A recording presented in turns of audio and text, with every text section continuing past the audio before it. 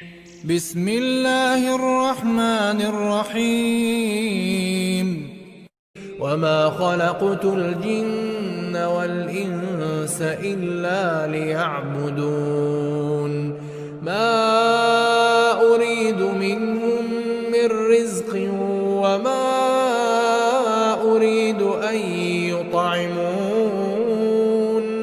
إن الله هو الرزاق ذو القوة المتين. بسم الله الرحمن الرحيم. الحمد لله. Ikhwani al-kiram wa akhwati al-karimat rahimani Allah wa iyyakum wa baraka fikum. Kita lanjutkan kembali pelajaran kita di kitab Thalathatul Usul. Kata penulis rahimahullahu taala, wa qala al-Bukhari rahimahullahu taala, babun al-ilmu qabla al-qawli wal amal wa ad-dalil qawluhu taala fa'lam annahu la ilaha illa Allah wastaghfir li dhanbik. Qala fabada'a bil ilmi qabla al-qawli wal amal.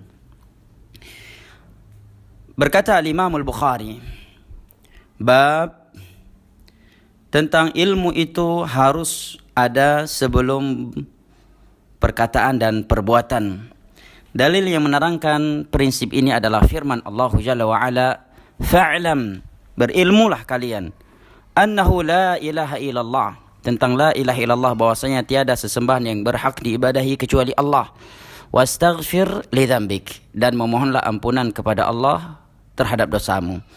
Kemudian kata al-Imam al-Bukhari, fabada bil ilmi qabla al-qawli wal amal. Di dalam ayat ini Allah Jalla wa Ala memulai dengan ilmu terlebih dahulu. Penyebutan ilmu, perintah untuk berilmu sebelum perintah untuk mengucapkan suatu perkataan, yaitu la ilaha illallah, dan perbuatan, yaitu al-istighfar, memohon ampunan kepada Allah Jalla wa Ala atas dosa-dosa kita. Baik, ini matan dari kitab. Baik, al-Imam al-Bukhari adalah seorang imam yang tidak butuh lagi untuk dijelaskan tentang biografi dan kemuliaan beliau oleh orang yang seperti kita. Kenapa? Karena nama beliau sudah amat masyhur di tengah-tengah kaum muslimin, dan kemasyhuran beliau tidak lagi membutuhkan kita untuk menerangkan siapa beliau kepada kaum muslimin, karena beliau merupakan seorang ulama yang dikenal oleh setiap kaum muslimin. Bahkan kitab yang beliau tulis sudah cukup sebagai bukti akan keilmuan dan keutamaan beliau serta ketakwaannya. Karena kitab beliau yang disebut dengan Al-Jami' As-Sahih lil Imam Al-Bukhari adalah kitab yang paling sahih dari kitab-kitab yang ditulis oleh manusia. Dan beliau wafat pada tahun 256 Hijriyah. Dan beliau non-Arab, beliau dari Uzbekistan, dari Bukhara. Ini juga kakek beliau yang pertama kali masuk Islam melalui orang Yaman, dan kemudian lahir seorang ayah beliau dalam keadaan Islam, dan beliau pun lahir dalam keadaan Islam, dari kedua orang tua yang sudah Islam. Baik, di dalam ucapan al-Imam al-Bukhari ini terdapatkan beberapa hal terkait pembahasan yang sedang dibahas oleh penulis kitab ini, Syekh Muhammad bin Abdul Wahhab, karena beliau sedang menerangkan kepada kita wajibnya berilmu, beramal, mendakwahkannya, dan bersabar di atasnya. Dan sebelumnya beliau telah menyebutkan dalil dari Al-Quranul Karim, yaitu surat Al-Asr, untuk hal itu. Kemudian juga beliau telah menyebutkan ucapan Al-Imam Syafi'i untuk hal itu. Berikut ini ucapan al-Imam al-Bukhari. Beliau menukilkan ucapan al-Imam al-Bukhari. Karena dalam ucapan al-Imam al-Bukhari ini terdapatkan penjelasan terhadap apa yang dijelaskan oleh Syekh Muhammad bin Abdul Wahhab sebelumnya.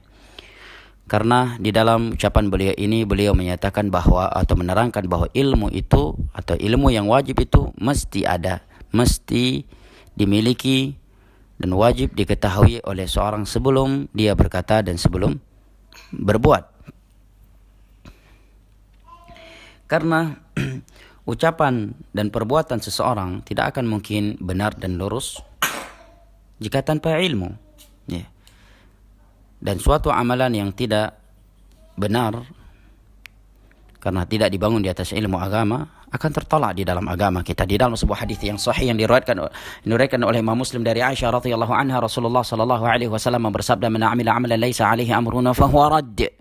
Barang siapa yang melakukan suatu amalan yang tiada perintah kami, tidak sesuai dengan tuntunan kami, maka amalan tersebut tertolak.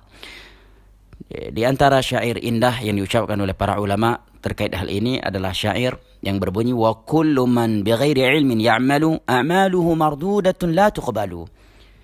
Setiap orang yang beramal tanpa ilmu, maka amalan-amalannya itu tertolak, tidak akan diterima. Karena bagaimana mungkin suatu ibadah kepada Allah Jalla wa'ala yang itu merupakan hak Allah Jalla wa'ala atas hamba-hambanya dan ia tidak menciptakan mereka kecuali karenanya, itu dapat dilakukan dengan benar tanpa ilmu.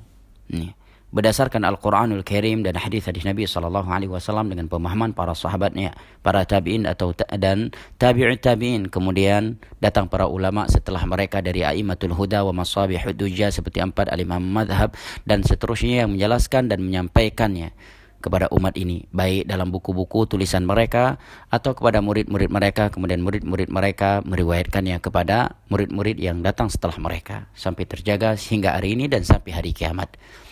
Ya, karena kita harus yakin bahwa Al-Quranul Karim yang berjumlah 30 juz dan hadis-hadis Nabi SAW yang telah Nabi sabdakan semenjak beliau wafat sampai hari kiamat itu tidak akan pernah berubah lagi, tidak akan pernah bertambah dan tidak akan pernah berkurang dan berada di dalam penjagaan Allah Jalla wa'ala, karena Allah telah berfirman, inna nahnu nazalna dzikra wa inna lahu lahafizun.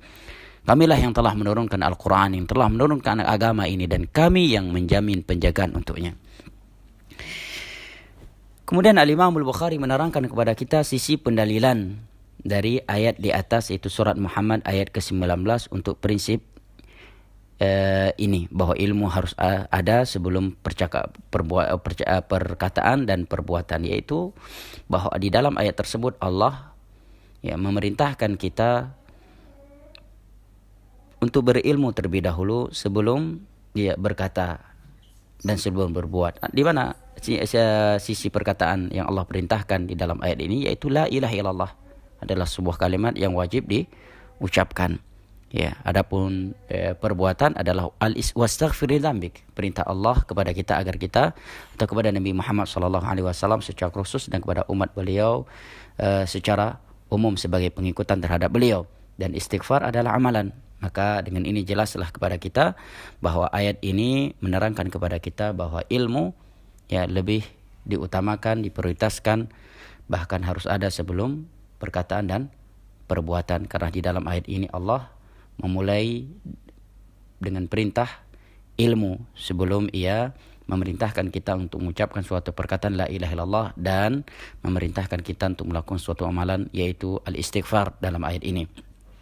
Dan tidaklah Allah Jalla wa'ala memulai dengan sesuatu kemudian dengan sesuatu yang lain setelahnya, melainkan dengan sesuatu yang paling penting terlebih dahulu, kemudian baru setelahnya perkara-perkara penting yang lainnya. Kesimpulannya, bahwa ucapan Al-Imam Al-Bukhari ini telah menjelaskan kepada kita prinsip yang sedang diuraikan oleh Syekh Muhammad bin Abdul Wahhab pada matan ini tentang pentingnya ilmu, mengamalkan, mendakwahkannya dan bersabar di atasnya. Hanya saja pada ucapan Imam Al-Bukhari ini beliau menekankan tentang ilmu sebelum perkataan dan perbuatan. Barakallahu fikum. Kita lanjutkan pada pertemuan berikutnya. Wassalamualaikum warahmatullahi wabarakatuh.